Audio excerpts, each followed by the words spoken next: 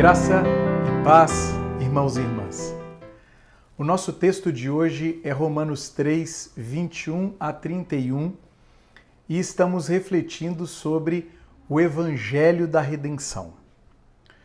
No contexto desse texto, observamos que todos os seres humanos estiveram ou estão debaixo do pecado. Os que confiam nos ídolos, os que confiam na justiça própria, os que confiam na tradição religiosa estão debaixo do pecado. Todos os seres humanos, judeus e gentios, indistintamente, estão debaixo do pecado. É isso que Paulo conclui no capítulo 3, do verso 9 ao verso 20. E é exatamente nesse contexto que o Evangelho se insere. Romanos 3, 21 a 31. Mas agora se manifestou uma justiça que provém de Deus, independente da lei, da qual testemunham a lei e os profetas. Justiça de Deus mediante a fé em Jesus Cristo para todos os que creem.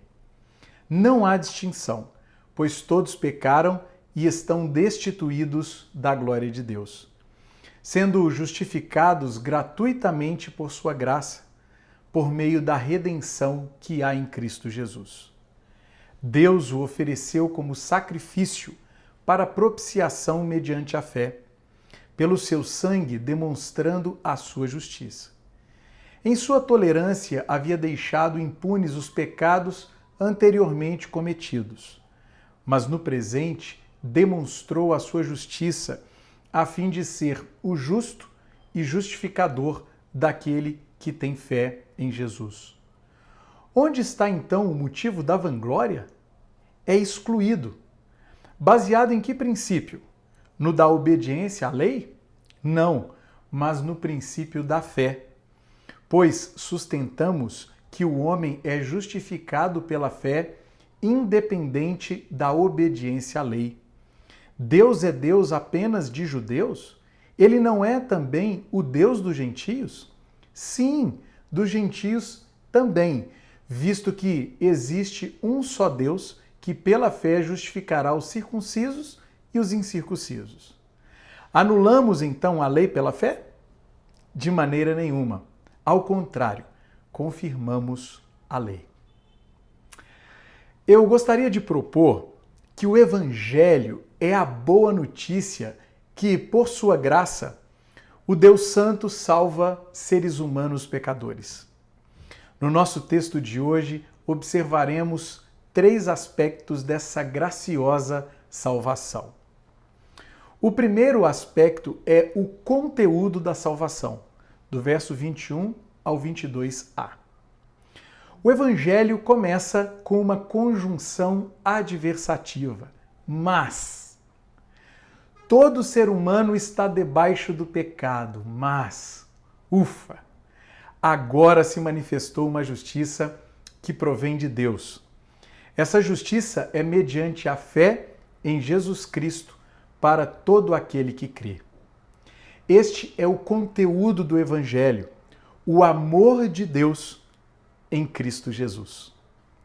Paulo declara que o Evangelho é uma boa notícia porque todos os seres humanos pecaram e estão destituídos da glória de Deus. Estão muito diferentes de Jesus aqui neste mundo. Na nossa história também houve um mas de Deus. Estávamos desesperados, mas Jesus entrou na nossa história e nos deu uma nova vida. E se antes estávamos diferentes dele, agora, dia após dia, passamos a ser semelhantes a ele neste mundo. O segundo aspecto é a ilustração da salvação, do verso 22b ao 25a. Aqui Paulo apresenta a salvação de Deus, lançando mão de 3 importantes ilustrações. A primeira ilustração é a justificação. Ela remete tanto ao tribunal quanto à família. Tem tanto sentido forense quanto pactual. Na justificação, o Pai declara que a justiça de Jesus é imputada, transferida ao pecador que é levado pelo Espírito Santo à fé. Nela, o Pai acolhe na família da aliança aqueles que creem em Jesus, o israelita fiel, através do Espírito Santo. Paulo diz, sendo justificados gratuitamente por sua graça. Vale ressaltar que o apóstolo lança mão da redundância para enfatizar a gratuidade da justificação em oposição ao mérito. A segunda ilustração é a redenção. Ela remete ao mercado, onde os escravos eram comercializados. Tem um sentido comercial. Na redenção, pelo seu precioso sangue derramado na cruz do Calvário, Jesus compra ou resgata o pecador que crê. O preço foi o sangue de Cristo. Paulo afirma, por meio da redenção que há em Cristo Jesus.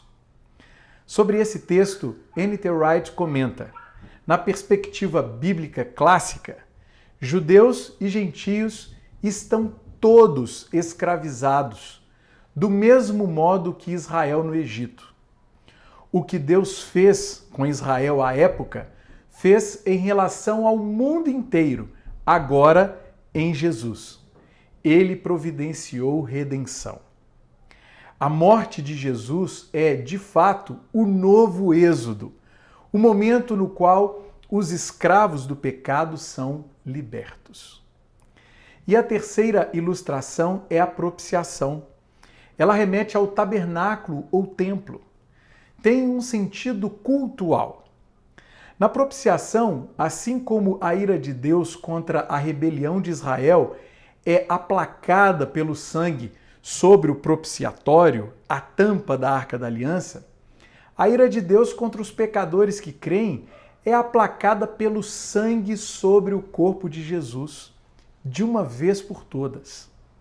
Paulo diz, Deus o ofereceu como sacrifício para propiciação mediante a fé pelo seu sangue, demonstrando a sua justiça. Isso significa que o perdão dos pecados é efetivado mediante o sangue de Jesus e que a sua morte sacrificial está no centro do plano salvífico de Deus, em harmonia com o servo sofredor de Isaías 53. O Evangelho é a boa notícia que todos os nossos pecados, passados, presentes e futuros, estão perdoados. E que agora vivemos uma nova vida na família da aliança, a Igreja de Jesus. O Evangelho é a boa notícia que fomos resgatados da escravidão ao pecado para servirmos a Cristo, o Senhor. E o Evangelho é a boa notícia que na morte e ressurreição de Jesus, Deus se tornou propício a nós e dele esperamos sempre o bem, nunca o mal. O terceiro aspecto é a amplitude da salvação, do verso 25b ao 31. O texto segue e o apóstolo deixa claro que o sacrifício de Jesus é a revelação da justiça de Deus, que é justo e justificador de todo aquele que se arrepende e crê. Essa justiça de Deus vem sobre Jesus para que a sua misericórdia e graça venham sobre aqueles que nele creem. Caminhando para o fim do capítulo 3, Paulo enfatiza a gratuidade da salvação. Para tal, ele contrasta dois princípios, o da obediência e o da fé. No princípio da obediência, a salvação é um salário devido a quem cumpre toda a lei. Já no princípio da fé, a salvação é um presente dado a quem confia na pessoa e na obra de Cristo. Para o apóstolo, a salvação segue o princípio da fé, excluindo toda e qualquer vanglória. Logo, todo aquele que crê, seja judeu circunciso ou gentio incircunciso, está salvo. Salvo pela graça, mediante a fé em Jesus somente. Em um mundo que opera na lógica do mérito, operemos na lógica da graça. Recebamos, de fato e de verdade, a graça de Deus e tratemos todos ao nosso redor com essa mesma graça. Graça que nos acolhe como somos e que é incapaz de nos deixar como estamos. Graça que nos faz caminhar sempre em humildade, sem vanglória, diante de Deus e diante de todos. Portanto, irmãos e irmãs, a minha oração é para que sejamos gratos pelo Evangelho, para que vivamos no Evangelho e para que testemunhemos do Evangelho. Que assim seja. Um grande abraço para você.